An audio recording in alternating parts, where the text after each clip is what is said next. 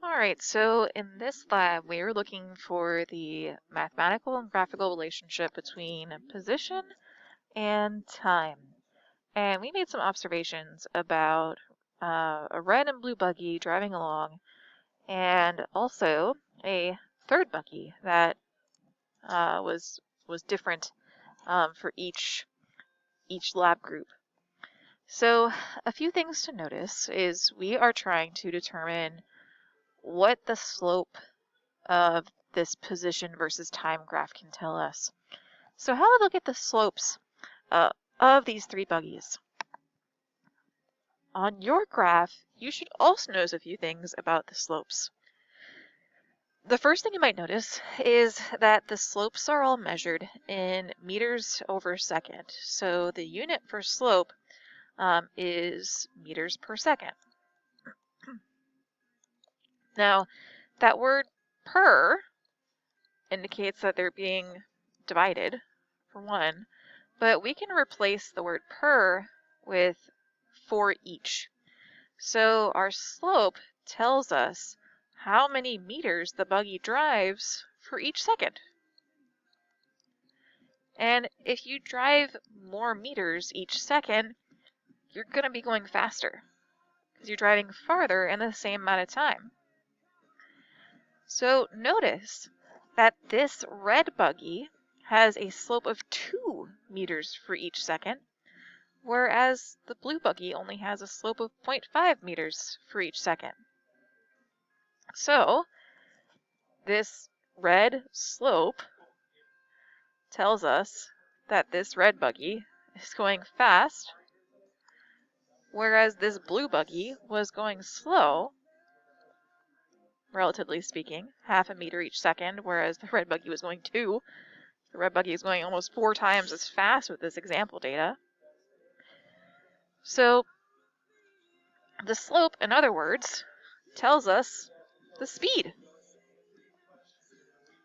of the buggy, which we can tell that the faster buggy had a steeper slope. Now, what about this unique buggy? It had a negative slope.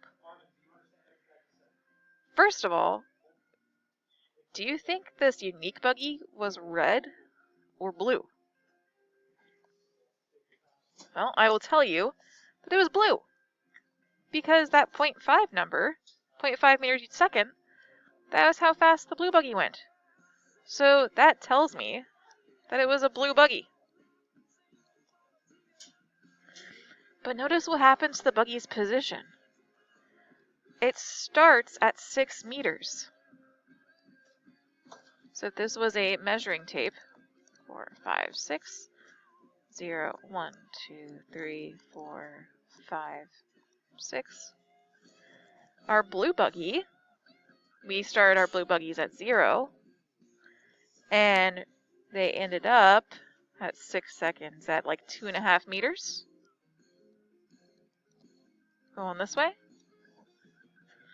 This unique buggy started at somewhere higher up on the graph, so around 6. And we can see that after 6 seconds, we also ended up at 2.5 to 3 meters. It also ended up somewhere around 2 or 3 meters, between 2 and 4 meters on the y-axis here. So notice that this unique buggy went the other direction. It was going negative. It was going to the left.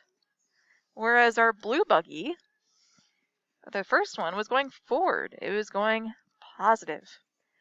So not only does our slope tell us how fast it's going, but it also tells us which direction. So this unique buggy was going backwards, whereas the blue buggy, the first one, was going forwards.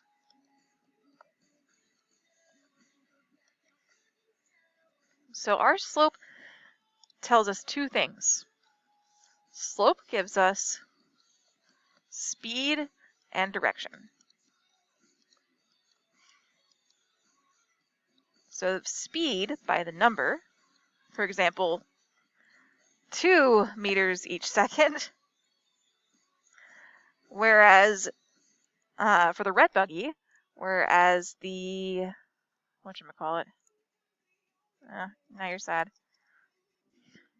Slope tells us an object's speed and the direction it's moving. So it tells us how many meters each second it goes and if it's moving in the positive direction forward or negative direction backwards. That is a special word, so our third term for this assignment, which is velocity, which is defined as an object's speed and its direction. So velocity tells you two things, just like the slope. So let's think about the y-intercept for a second. So a few things to notice. First things first is that the y-intercept is measured in meters. So that right off the bat gives us that the y-intercept is going to tell us where something happens because it's being measured in meters. In other words, this y-intercept is going to tell us some kind of position.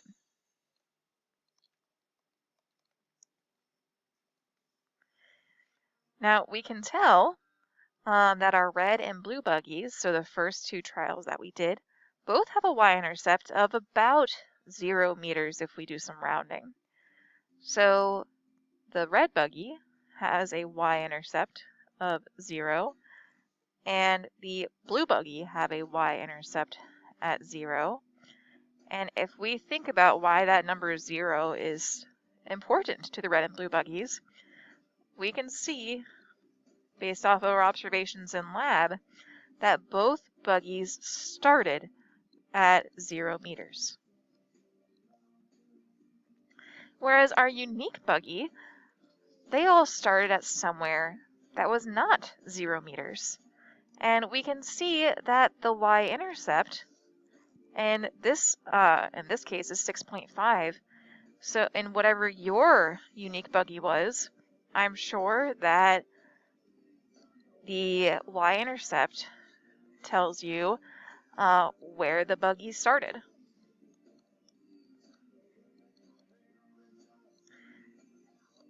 In other words, the y-intercept tells us the initial position. Initial meaning starting.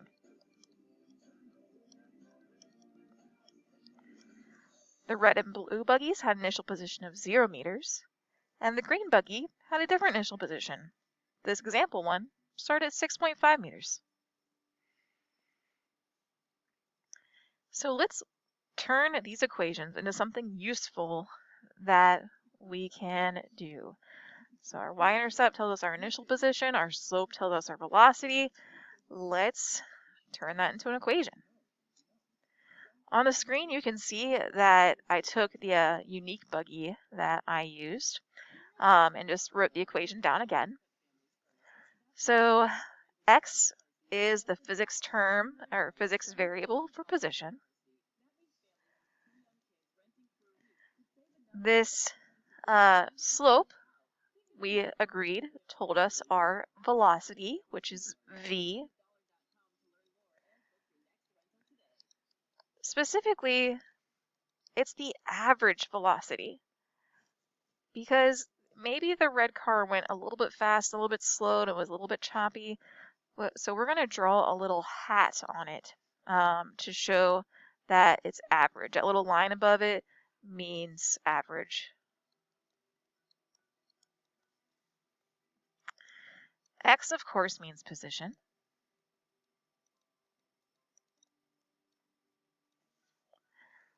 T, so average velocity times time, plus our starting point, our initial position. So it's another position, so we use x again, but to show that it was the initial position, we're going to do a subscript 0. So in other words, when the time was 0 at the beginning, what was the position?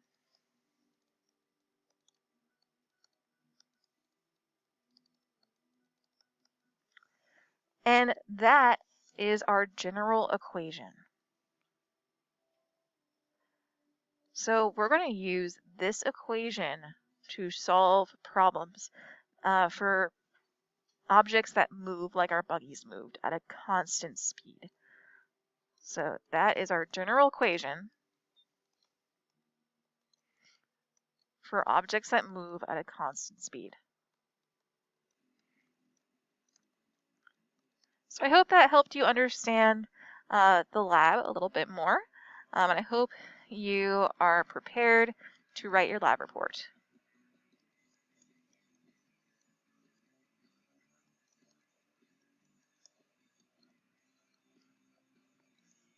That's all for now.